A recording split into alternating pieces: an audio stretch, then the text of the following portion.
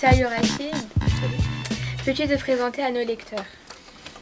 Bien, je m'appelle Rachid, j'ai 28 ans depuis très peu, je suis dessinateur-auteur et je sévis sous le nom de Rakid sur internet.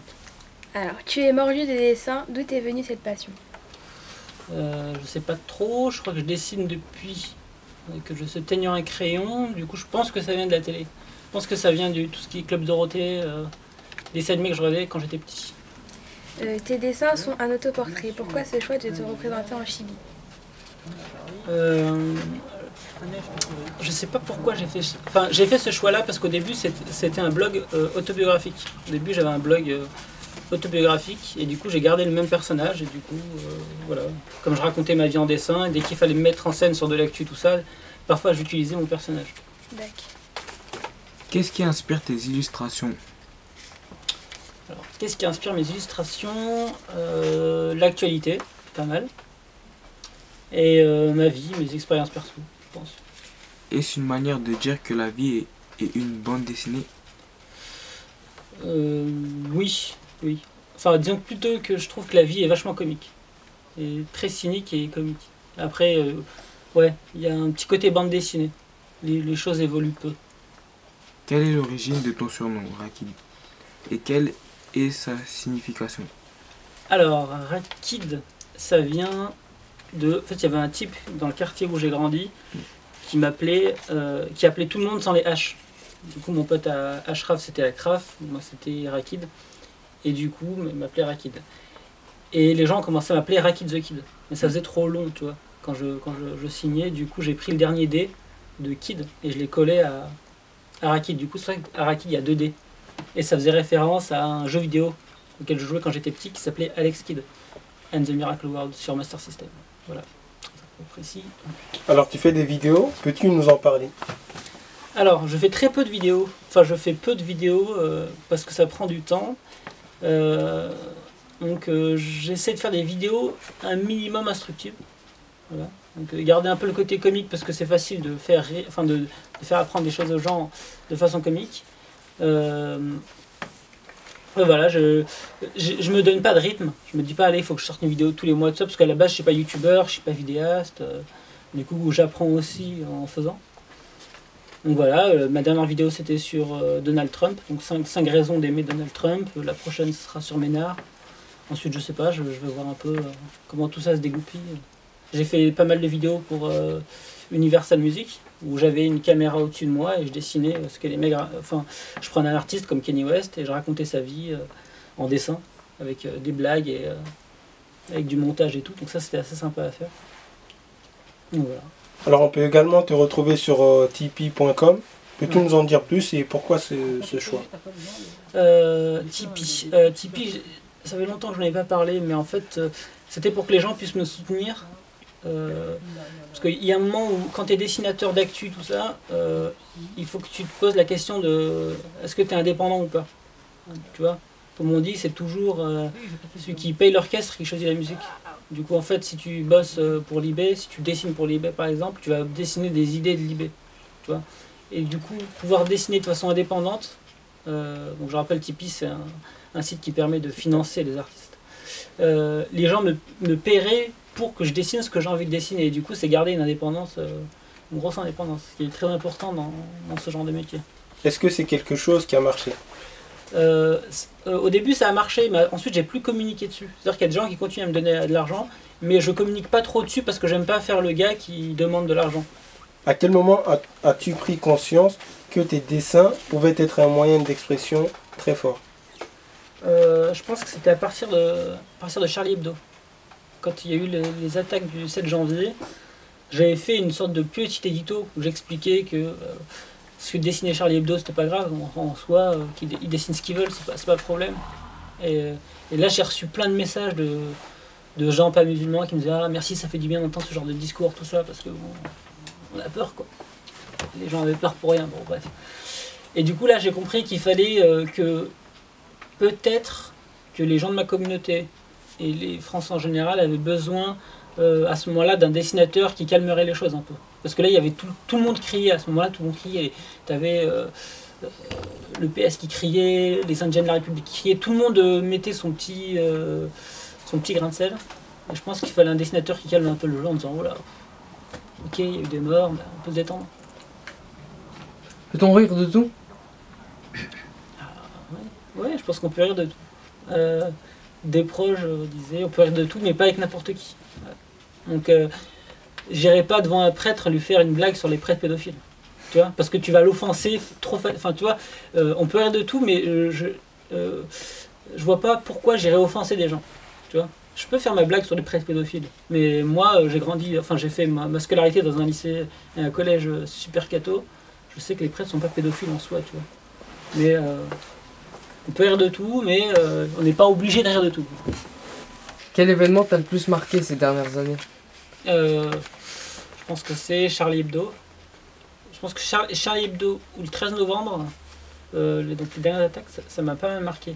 Charlie Hebdo parce que c'était des dessinateurs et que moi en tant que dessinateur ça m'avait marqué de ce point de vue-là. Je trouve ça un peu chelou de tuer des gens juste pour des dessins. Je trouve ça un peu gros, surtout que j'ai jamais vraiment cru à cette raison-là. J'ai jamais vraiment cru à la raison du tuer pour les gars sortent de la voiture. Ils disent on a vengé le prophète. Qu'est-ce que ça veut dire? On a vengé le prophète. Il a pas besoin de toi, il est plus grand que toi. Tu vois? Et le 13 novembre, je me souviens parce que j'étais en ville avec des amis et qu'on n'arrivait pas à rentrer chez nous. Il y avait l'armée de partout, on était 4 Arabes dans une voiture, du coup c'était grave. L'armée nous tenait en joue à chaque fois qu'on rentrait dans une rue, on disait on va se faire canarder, quoi. Surtout que on était à une salle de jeu qui était pas loin de République. On jouait des bandes d'arcade. Et c'était pas loin le Bataclan. Et du coup, en rentrant, on essayait de passer vers le Bataclan, c'était pas possible. À chaque fois qu'on allait à un endroit, c'était pas possible. Et du coup, on a l'impression qu'on cherchait les embrouilles. Et quel dernier événement? Le retour de Dragon Ball. Voilà, Dragon Ball Super. Voilà. Ok, l'animation est pas top, mais ça va s'arranger. Pour finir sur une note plus légère, quand même. Tu es chroniqueur chez Gulli, créatif à Lagardère. Tu es un véritable couteau suisse. Quel est ton secret? Mon secret, c'est que en fait, je m'ennuie vite. Et du coup, j'aime bien apprendre de nouvelles choses constamment. J'aime bien étudier de nouvelles choses. Et du coup, je pense que c'est ça. Le secret, c'est d'être curieux. Je pense que je suis curieux. C'est comme la vidéo. Je ne suis pas un pro de vidéo, mais j'aime bien en faire. Pareil pour le montage. Pareil pour l'écriture. Tu vois, l'année dernière, on a écrit des sketchs avec mes collègues pour le dézapping, pour Canal+. Bah, tu vois, c'est une nouvelle expérience. Ouais, disons que c'est que j'aime bien.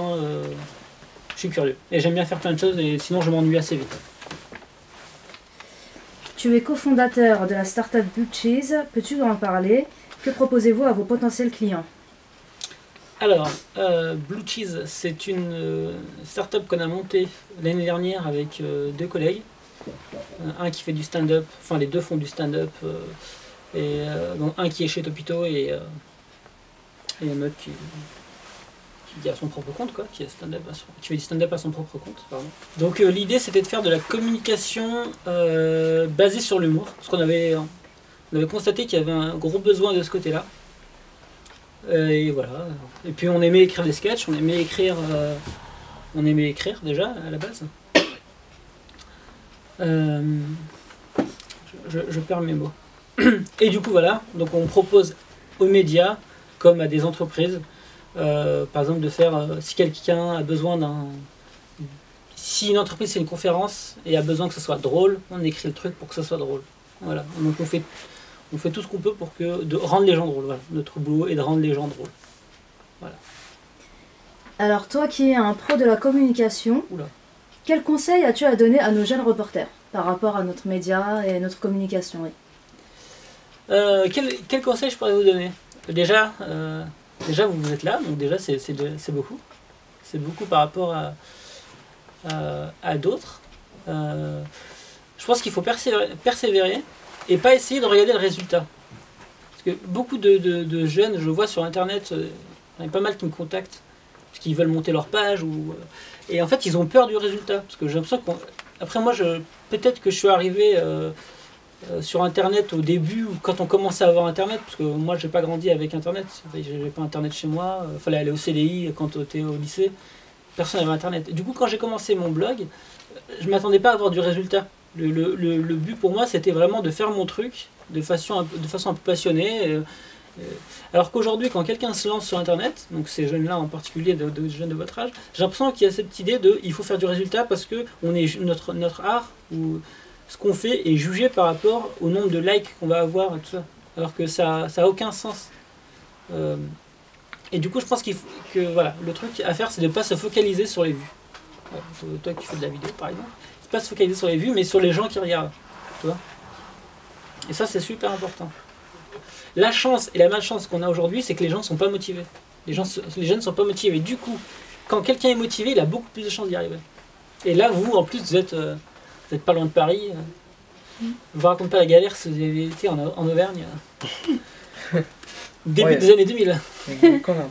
Là, c'est pas... Non, mais après, je comprends qu'ici, c'est galère. Mais vous avez cette chance en plus d'être pas loin de Paris et pas loin de certains contacts. Tu vois moi, quand j'étais en Auvergne, t'es loin de tout, il n'y a rien à faire. Enfin, tu t'imagines pas, Paris pour nous, c'est à 10 000 km. C'est impossible de percer à Paris. Ce que je dis souvent aux jeunes qui me contactent par rapport au métier de dessinateur, déjà ce qui est étonnant, c'est qu'il y a plein de jeunes de quartier qui ne pensaient pas que c'était possible qu'un arabe ou qu'un noir, par exemple, parce que j'ai un ami aussi noir qui est dessinateur. Tu as cet ami noir J'ai un ami noir qui est dessinateur, si. Il est noir, il est du Gabon. Et ils me disent, ouais, mais je savais pas qu'on pouvait faire ça. Je savais pas qu'un arabe pouvait faire ça, ce métier-là. Et tu arrives à dire qu'il y a des métiers qui sont réservés à une certaine élite, tout ça. Mais après, quand moi j'ai fait mon école d'art, c'est vrai que j'étais le seul. J'étais le seul arabe. Tu es originaire du Maroc. Est-ce que cette double culture est un atout pour toi dans tes diverses activités? Je m'en rends pas compte en fait. Je me rends pas compte si ça m'aide ou pas. Je pense que oui, je pense que ça me permet de communiquer avec deux franges de société un peu séparées, quoi, parce qu'aujourd'hui c'est de plus en plus communautaire, c'est un mot qui veut rien dire, mais c'est beaucoup les Arabes d'un côté, les Français de l'autre, et tu vois, je pense que j'arrive à mêler les deux sur ma page. Voilà. Après, je me sens pas français, mais je me sens pas marocain non plus, par exemple. Donc, je sais pas, j'ai peut-être créé. Je pense que la culture, là, comme tu dis, je pense que ça n'existe plus en tant que tel. Maintenant, on est d'une culture vachement. Avec Internet, on est d'une culture hybride. Voilà. Donc, Alors, comme tu nous le disais tout à l'heure, tu t'ennuies très vite. Donc, je suppose que tu as des projets à venir. Est-ce que tu peux nous en parler? De quoi je pourrais vous parler sans que je me fasse taper dessus? À la rentrée, avec une chaîne de télé. D'ailleurs, je pourrais venir vous voir à ce moment-là. Avec plaisir. Pour que vous me fassiez du contenu. Avec une chaîne de télé, je vais plus me lancer dans le gaming. Voilà. C'est ce qui me manquait un peu, faire du gaming, faire du rétro gaming, du jeu vidéo, parler un peu de ça. Parce que j'aime bien ça. J'aime bien, mais en parler de façon sérieuse, de façon pas débile, comme on peut voir sur certains youtubeurs. C'est vraiment, moi il y a un youtubeur par exemple que j'aime bien qui s'appelle Dorian Chandelier et qui était le comparse de Usul. Je sais pas si. Ah oui, il travaille chez jeuxvideo.com. Il travaillait chez jeuxvideo.com, Usul Master, et qui aujourd'hui fait des vidéos très intéressantes que tu devrais regarder, qui s'appellent Mes Contemporains et qui sont extraordinaires. Et Dorian du coup est parti faire ses vidéos tout seul et il parle de jeux vidéo mais de façon super sérieuse et super technique. Et moi j'aimerais bien arriver à faire des trucs comme ça. Qu'est-ce qu'on peut te souhaiter pour l'avenir? Tout se passe bien et la santé. Très important. On en rigole mais voilà. D'abord la santé et ensuite que tout se passe bien. Où est-ce qu'on peut suivre ton actualité, Rachid, voir tes vidéos, tes dessins, etc. Alors, vous pouvez aller sur mon site internet lesgribouillagesderakid.fr ou plus facilement sur le Facebook de la page, donc les gribouillages de Rakid. C'est là que je poste un peu toutes mes actus. Du coup, pour être au courant de ce que je fais, c'est le bon endroit. Voilà. En septembre, techniquement, il y aura une première parution de ce que je fais. Donc voilà, j'espère que vous en ferez la promo, qu'il y aura un article sur votre site et que vous en parlerez à vos amis et que vous achèterez chacun un exemplaire. En même temps, je me suis déplacé jusqu'ici. Voilà. Aller-retour, 7,10 €. Ça sera fait avec 50 plaisir. francs, quoi. Avec plaisir. Enfin, si Urban Street Reporter était un dessin, comment le représenterais-tu? Je pense que je ferai plein de petits personnages. Je ferai des petits personnages un peu grands, petits, un peu de toutes les couleurs, et en mode Dragon Ball, en mode guerrier. Voilà. Je pense que vous êtes des petits guerriers. Parce que pour faire ça, il faut être un peu déterminé, prendre du temps sur son temps libre. Déjà, c'est une preuve qu'on a envie de faire des choses et qu'on aime se battre. Bah merci. Merci encore. Rachid.